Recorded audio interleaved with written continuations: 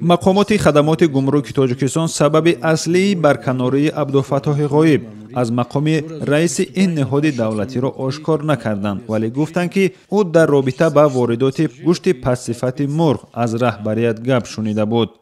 шумо бохабар ҳастед ки ҳисоби ҳамин мушкилоту дар бораи воридоти гӯшти парранда буд, масъалаи сифаташкирӣ чанд мақомоту огоҳ гирифтан, баъзео аз вазифа озод карда шуданд. ҳамин масъала бениҳоят ҷиддӣ, ҳоле ҳам ин масъала ҳаст. мо оиди ин масъала нақшаи чорабиниро ташкил намуда корҳои ин масъала пурзур намуда истодем. раҳбарияти нави хадамоти гумрук аз абдуфаттоҳи ғоиб ки 19 январ аз мақомаш барканор шуд, шахси кордон тавсиф карданд ва гуфтанд боварӣ доранд ки ӯ дар мақоми нави худ муваффақ хоҳад шуд.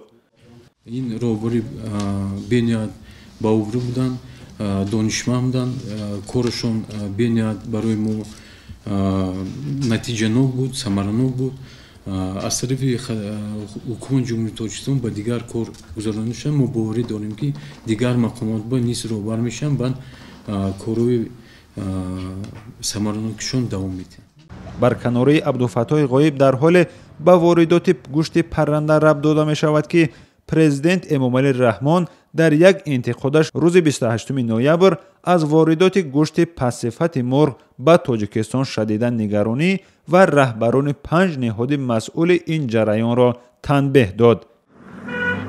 баъд аз барканории 3 раҳбари назорати воридот ва фурӯши маҳсулот дар бозорҳои кишвар, аввал камчинӣ ва баъдан гарон шудани нархи гӯшти мурғ мушоҳида шуд. тоҷирон сабаби гароншавии маҳсулотро ба камчинӣ рабт доданд, вале масъулон бесифат будани гӯшти мурғро бар дӯши тоҷирон гузоштанд. камчин ва боло рафтани қимати гӯшти мурғ дар бозорҳо пеш аз ҳама харидоронро нигарон кард. онҳо мегӯянд бо гарон будани арзиши гӯшти гов гӯсфанд, гӯшти мурғ барояшон як маҳсулоти дастрас ба ҳисоб мерафт. дар шароити Тоҷикистон ки 30% аҳолӣ зери хатти фақр ба сар мебаранд, то чанд сол пеш гӯшти мурғ аз маҳсулоти серистеъмол барои қишри камбизоат ба ҳисоб мерафт. аммо ҳоло арзиши он ба нисфи қимати гӯшти гов ва гӯсфанд баробар шудааст. мақомоти тоҷик дар чанд соли ахир талош доранд аҳолиро бо тухм ва гӯшти мурғи дохилӣ таъмин намоянд. омор ҳокист ки гӯшти мурғи истеҳсолшуда дар дохили Тоҷикистон ҳатто нисфи талаботи мардумро қонеъ карда наметавонад.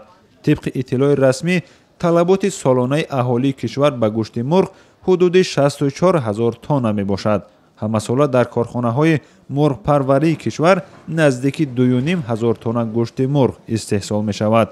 шодмон Ятим, Мулло Раҷаб Юсуфӣ, Озодии Душанбе.